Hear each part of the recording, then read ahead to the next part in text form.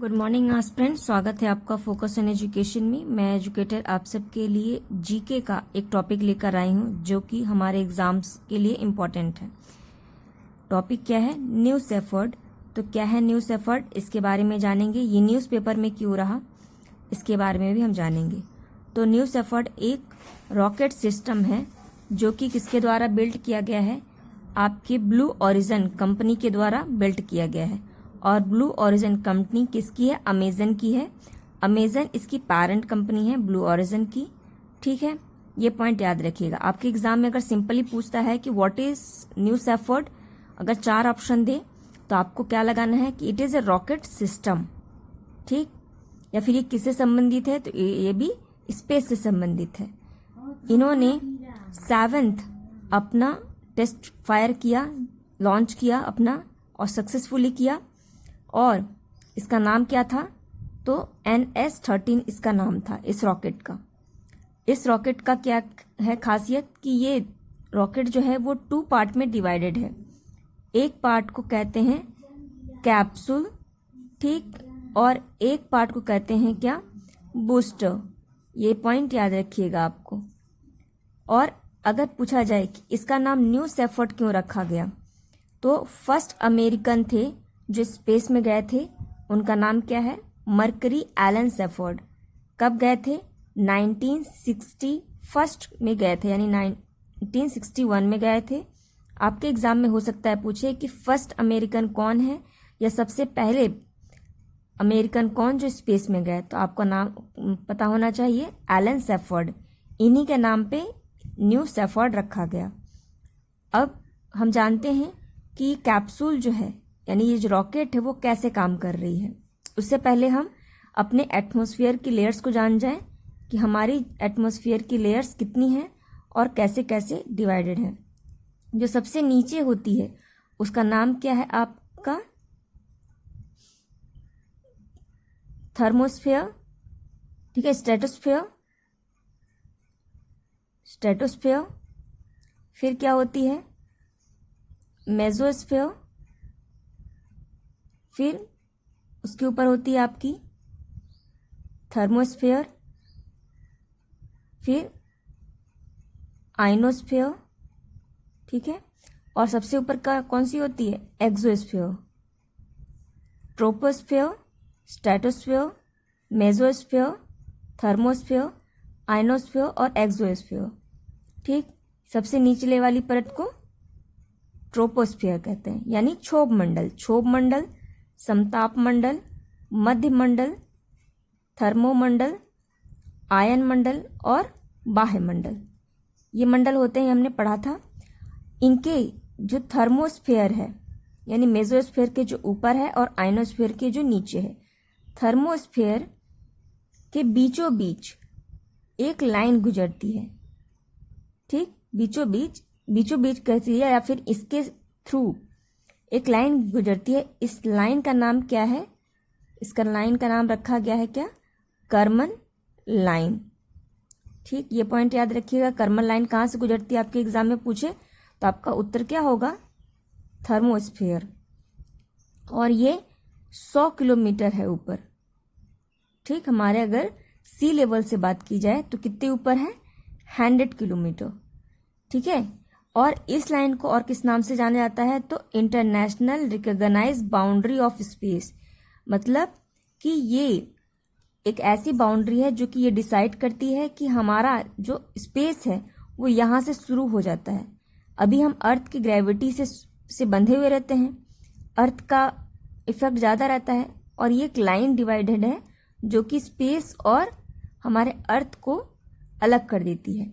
तो ये जो रॉकेट है 2 पार्ट में जो डिवाइडेड है, ये जब ऊपर जाएगा और जब कर्मन लाइन के पास पहुंचेगा तो ये टूट जाएगा, और जो इसकी बूस्टर है वो नीचे की तरफ आ जाएगा।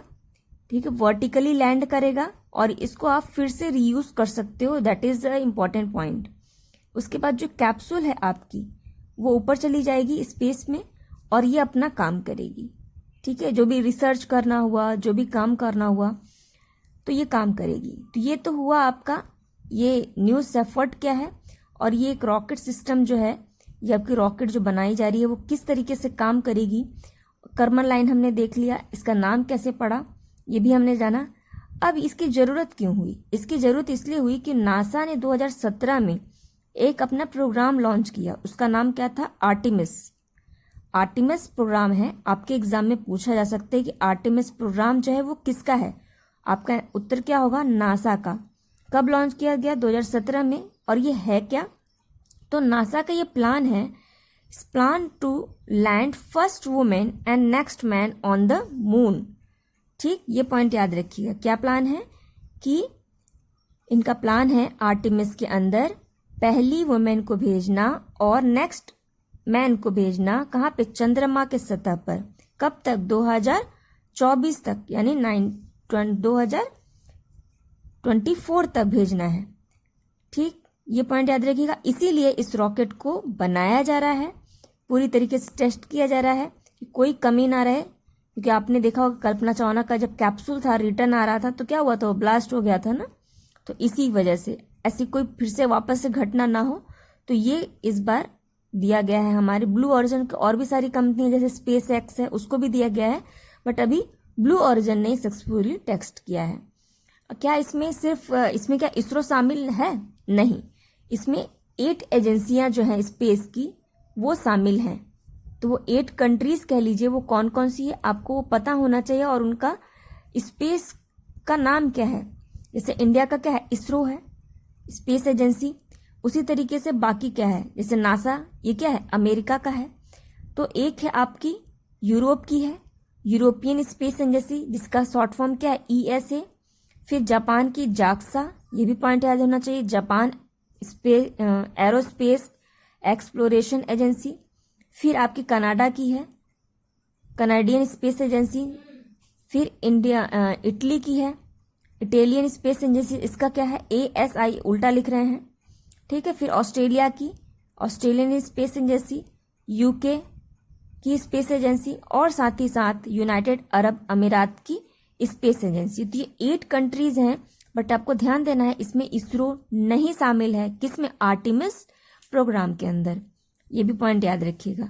अब हम जानते हैं नासा के बारे में, जो ये इंपॉर्टेंट है, नासा। अब हम इसको देख लें।